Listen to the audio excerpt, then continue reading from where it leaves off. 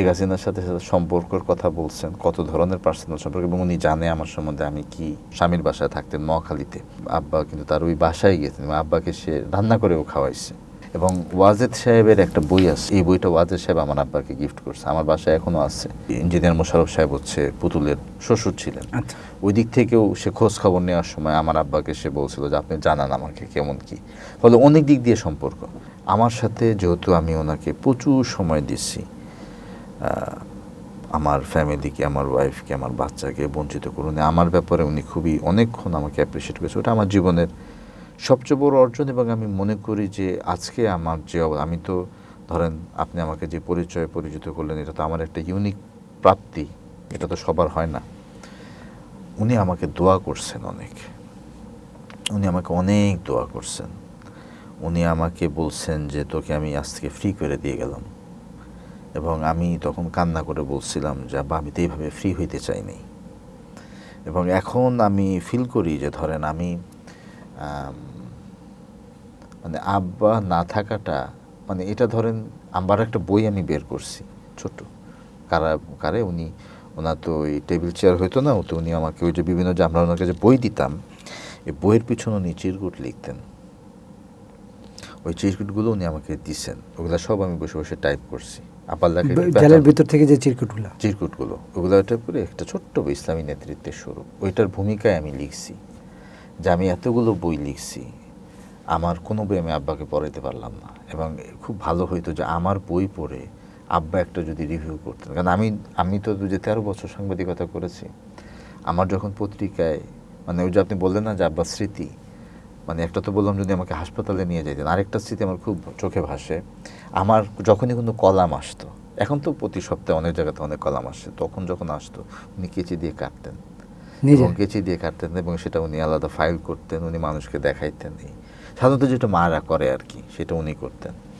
এবং এটা আমার খুব কষ্টের জায়গা, আমি এটা বইতেও লিখছি আব্বার ওই ভূমিকাতে, যে আনফর্চুনেটলি আমার আব্বার বইয়ের ভূমিকা লিখতে হইতেছে। আমি তো সন্তান, আমি তো তার, তিনি আমাকে জন্ম দিয়েছেন, কিন্তু উনি যদি আমারটা লিখতেন যে আমার এই বইয়ের এই সমালোচনা করতে, আমার ভালো হইতো, আমার প্রাপ্তি হইতো। কিন্তু উল্টো এখন আমার সন্তান হয়ে আব্বারটা লেখা লিখতেছে। তো ওই জায়গাগুলোতে ধরেন উনি আমাকে ফ্রি করে দিয়েছেন, কিন্তু আমি তো আমার আব্বাকে এইভাবে হারায় ফ্রি হইতে চাইনি। আপনার মা ওইখানে কি অবস্থা ছিল?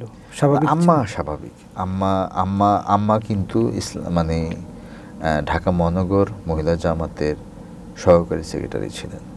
আম্মা একসময় জামাতের মহিলা শুরা সদস্য ছিলেন, মহিলা শুরা সদস্য ছিলেন। এবং আম্মা অনেক পুরনো রোকন, এবং আম্মাকে রোকন বানানোর ক্ষেত্রে আমার আব্বার ভূমিকা আছে। আমার আম্মা না, শুধু আমার আম্মার আব্বা আম্মা, অর্থাৎ আমার নানা নানুকেও আমার আব্বা রোকন বানাইছেন। ফলে আমার আমার নানা নানু একদিকে যেমন আমার আব্বার শ্বশুর শাশুড়ি, একদিকে আবার তার আন্ডারে জনশক্তিও। ফলে এদের বেসিক খুব স্ট্রং। এবং আমার আব্বা তো বিয়ে করছে অনেক আর্লি, মানে যদিও আমার আব্বার থেকে ধর নিজামী সাহেবরা সিনিয়র, কিন্তু তারা বিয়ে করছে কিন্তু আমার আব্বার পরে। ফলে আমার আব্বার খুব কঠিন সময় আমার আম্মা তাকে দেখছেন, এবং যখন আমার আব্বা একদম ট্রুলি বেকার, ফলে ওনাকে আমি খুব বেশি ক্রাইসিস, যেটা একদম ভেঙে পড়ছে, এবং আম্মা খুবই নর্মাল ছিলেন। এবং এর পরবর্তীতে আমরা যখন ফেরিতে করে আবার লাশ নিয়ে যাচ্ছি, তখনও আম্মা খুব নর্মাল ছিলেন। আমাদেরকে জিজ্ঞাসা করছেন তোরা কী খাবি, তোরা আব্বা তো ফেরিতে আসলে এগুলো খাইতো, তোরা আছে খা। আমি বললাম যে এগুলো কি আছে, খাওয়া দিয়ে গলা দিয়ে নামবে? উনি বললেন যে না তোমরা খাও, এই সে খুবই নর্মাল ছিল। তো যাক, আব্বা আমাকে ধরেন আমার প্রত্যেকের, আমাদের ওনার যে পুত্রবধূ, আমাদের ছেলেদের যে ওয়াইফ, তাদের ব্যাপারে উনি ক্ষমা চাইলেন, তাদের প্রতি উনি সময় দিতে পারেন নাই। বা আমার, বিশেষ করে আমার ওয়াইফের তো বললো যে তোমাকে তো আমি পাইলামই না, তোমাকে বিয়ে করাইলাম আবরুয়ের সাথে, তারপরেই আমি ভিতরে চলে আসলাম।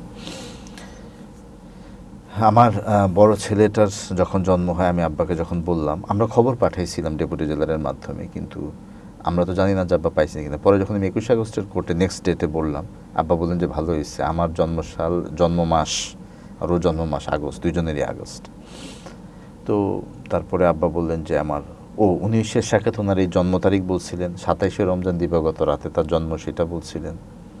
শেখ হাসিনার সাথে সম্পর্কের কথা বলছেন, কত ধরনের পার্সোনাল সম্পর্ক, এবং উনি জানে আমার সম্বন্ধে আমি কি না কি, এবং সেগুলো উনি বলেছেন যে এটা।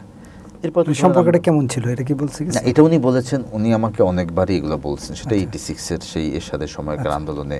তো শেখ হাসিনার বাসায় যখন শেখ হাসিনা ওয়াজেদের স্বামী তার স্বামীর বাসায় থাকতেন মহাখালীতে, তার স্বামী তো আণবিক শক্তি কমিশনে চাকরি করতেন, সেইখানে কিন্তু শেখ হাসিনার আব্বা কিন্তু তার ওই বাসায় গিয়েছেন এবং আব্বাকে সে রান্না করেও খাওয়াইছে, কারণ বাড়ি তো একই জায়গায়, গ্রেটার ফরিদপুর আচ্ছা। গোপালগঞ্জে তাদের বাড়ি। এবং ওয়াজেদ সাহেবের একটা বই আছে, বঙ্গবন্ধু শেখ মুজিবকে ঘিরে কিছু ঘটনা ও বাংলাদেশ, এই বইটা ওয়াজেদ সাহেব আমার আব্বাকে গিফট করছে, আমার বাসায় এখনও আছে, যে মুজাহিদ ভাইকে এটা।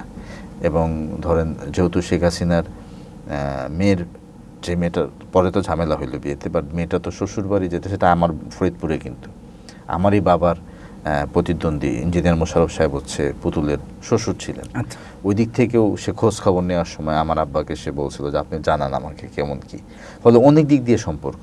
কিন্তু যেটা হয় আর কি, পলিটিক্সে তো আলটিমেটলি এগুলো কোনো ম্যাটার করে না, যখন আপনার কেউ কাউকে যখন শেষ করে দিতে চায়।